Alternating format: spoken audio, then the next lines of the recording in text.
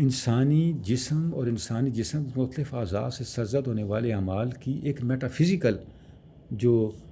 جہت ہے اس کی طرف جاتے ہیں، تو ہمیں اس سے ایک اگلا مرحلہ نظر آتا ہے قرآن مجید، جس کی طرف سورہ یاسین میں اشارہ کرتا ہے۔ اللہ رب العزت نے ارشاد فرمایا الیوم نختم علی افواہہم وتکلمنا ایدیہم وتشہد ارجلہم بما کانوا یکسبون،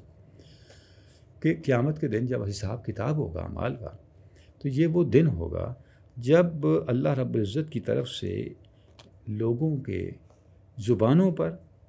ان کے جو ہیں وہ مہر لگا دی جائے گی۔ جس طرح ہم دنیا میں کلام کرتے ہیں، کسی چیز کا اقرار کرتے ہیں، کسی چیز کا انکار کرتے ہیں، تو قیامت کے دن یہ جو اقرار اور انکار کرنے کی صلاحیت ہے، اس صلاحیت کو معطل کر دیا جائے گا۔ اس کے بجائے براہ راست ان اعضاء کو بولنے کی طاقت دے دی جائے گی جن سے اعمال سرزد ہوتے ہیں۔ وتکلمنا ایدیہم وارجلہم، یہ وہ دن ہوگا تکلمنا ایدیہم وتشہد ارجلہم بما کانوا یکسبون، جن ہاتھوں سے لوگ اپنے اعمال کرتے تھے، جن پاؤں سے اپنے اعمال کرتے تھے، وہ ہاتھ پاؤں، مطلب یہ ہے کہ انسان کے پورے اعضاء گواہی دیں گے کہ ان سے کون کون سے عمل انسان اس دنیا میں کرتا رہا۔